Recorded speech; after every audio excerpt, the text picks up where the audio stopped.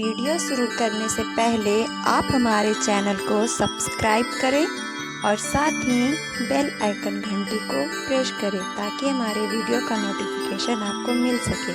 और अगर वीडियो अच्छा लगे तो एक लाइक ज़रूर करें। हेलो दोस्तों, आगे की वीडियो में मैंने तुलसीदास जी के 3 चौपाइयों का अर्थ बतलाया था और अब आगे मैं आप लोगों को 3 चौपाइयों का अर्थ बतलाने जा रही हूँ। तो वीडियो शुरू करने से पहले अगर आप मेरे चैनल को सब्सक्राइब नहीं किए हैं तो आप हमारे चैनल को सब्सक्राइब ज़रूर कर लें। तो चलिए शुरू करते हैं आज का वीडियो। तो चौथे नंबर के चौपाई में तुलसीदास जी ने लिखा है कि कौशिक सुनहु मंद येहु बालको, कुटिलु काल बस निज कुल घालको, भानु बंस राकेश कलको, निपुट निरंकुशु अबुधु आशंकु, काल कवलु होहि छन माही, कहो पुकारी खोरी मोहि नाही, तुम हटकहु जो चहु उबारा, कही प्रतापु बलु रोसु हमारा। तो इस चौपाई में तुलसीदास जी यह बतलाने की कोशिश की है कि अगले की जो चौपाई में जो भी बातचीत हुई थी परशुराम और लक्ष्मण के बीच में, उसमें जो विश्वामित्र जी रहते हैं वहाँ पर उपस्थित, वो कहते हैं परशुराम से कि ये बालक है अभी, अगर इनसे कोई भूल चूक हो गई हो तो इन्हें क्षमा कर दीजिए। तो ऐसा विश्वामित्र के मुँह से ऐसा सुन कर के परशुराम जी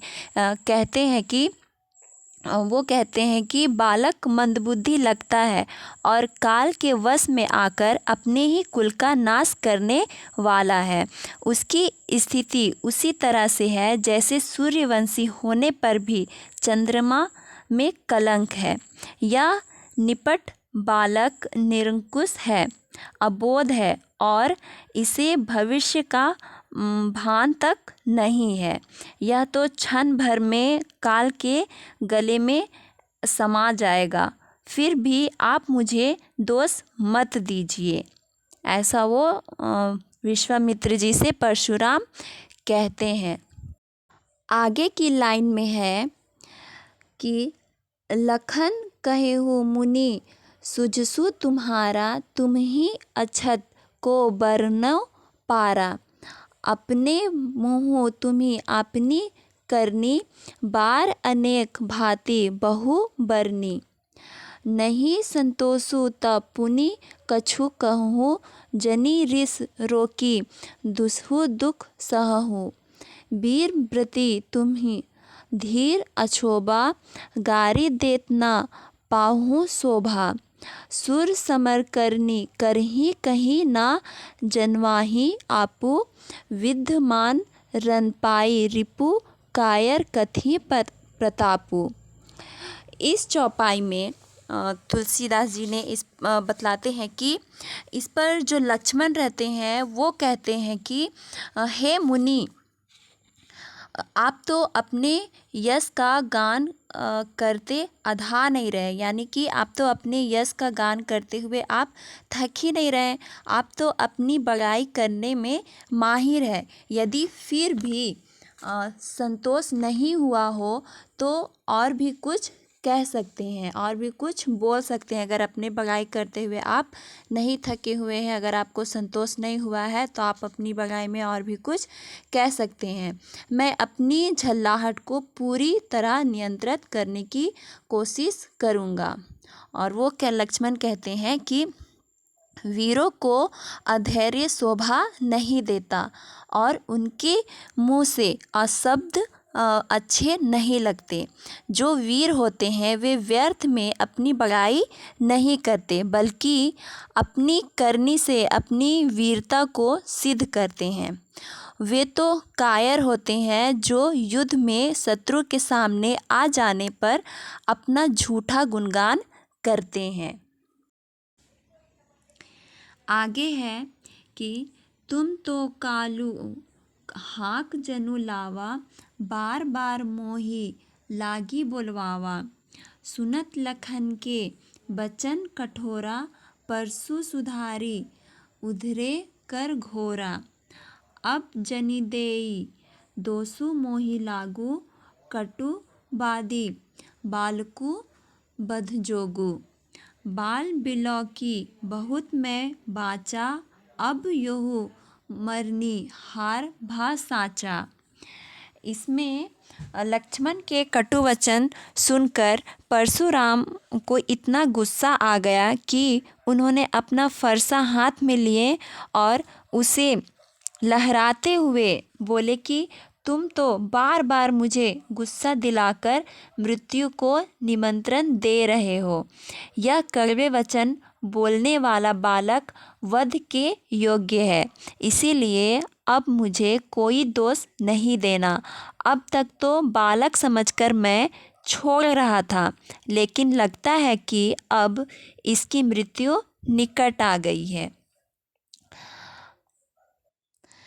आगे है कि कौशिक कहा, क्षमिया अपराधु बाल दोष गुण गन्ही न साधु। खर कुठार में अकरुण को ही आगे अपराधी गुरुद्रोही। उत्तर देत छोड़ो बिनु मारे, केवल कौशिक सील तुम्हारे। नाता ये ही काटी कुठारे, कठोरे गुरही उरीन, होतेहु श्रम थोरे। गाधी सुनु कह हृदय हसी, मुनिहि हरियरे सूझ। अयमय खाड़ना उखमय अजहु न बूझ अबूझ। इसमें परशुराम को क्रोधित होते हुए देख करके विश्वामित्र जो वहाँ उपस्थित रहते हैं वो कहते हैं परशुराम से कि हे मुनिवर, साधु लोग तो बालक के गुण दोष को गिनती नहीं करते, उनके गुण दोष को गिना नहीं करते, इसीलिए इसने जो भी अपराध किए हैं इनको क्षमा कर दीजिए। तो परशुराम ने जवाब दिया कि यदि सामने अपराधी हो तो खर और कुल्हाड़ी में जरा सा भी करुण नहीं होता। लेकिन हे विश्वामित्र, मैं केवल आपके शील के कारण यानी कि आपके कारण मैं बिना मारे इनको छोड़ रहा हूँ। सिर्फ मैं आपके कारण लक्ष्मण को छोड़ रहा हूँ, उनका कहने का मतलब था। नहीं तो अभी मैं इसी कुल्हाड़ी से इसका काम तमाम कर देता और मुझे बिना किसी परिश्रम के ही अपने गुरु के कर्ज को चुकाने का मौका मिल जाता।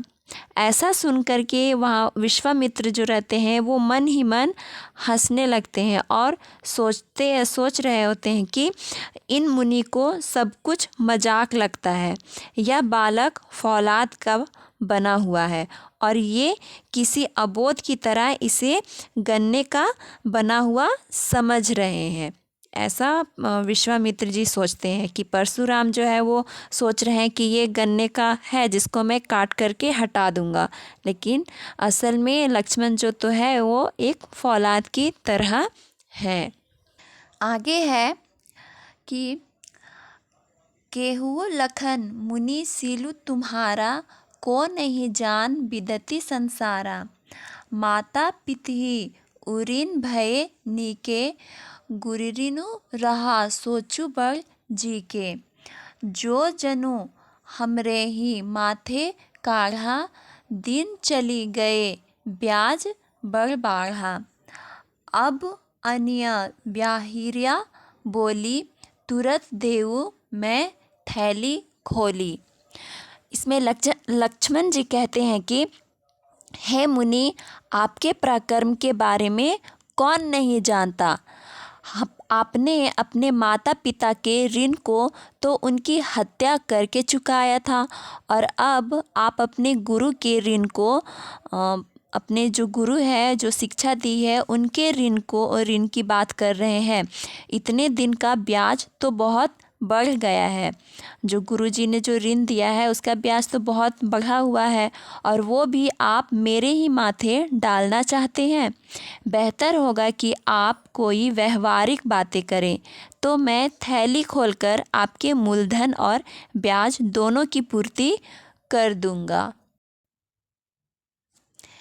आगे है कि सुनी कटु बचन कुठार सुधारा, हाय हाय सब सभा पुकारा। भृगुबर परसु देखा बहु मोही, विप्र बिचारी बचे नृपद्रोही। मिले न कबहु सुभट रन गाढ़े, द्विज देवता घर ही के बाढ़े। अनुचित कही सब लोगु पुकारे, रघुपति सै नहीं लखनऊ निवारे। लखन उत्तर आहितु शिरीष, भृगबर कोपु कृशानु। बढ़त देखी जल सम बचन बोले, रघुकुल भानु। इसमें लक्ष्मण के ऐसे कठोर वचन सुनकर परशुराम जो रहते हैं वो कुल्हाड़ी उठा करके लक्ष्मण की तरफ दौड़ पड़ते हैं आक्रमण करने के लिए। और वो आक्रमण करने के लिए ऐसे मुद्रा में दौड़ते हैं कि हाथ में कुल्हाड़ी लिए हुए दौड़ने लगते हैं।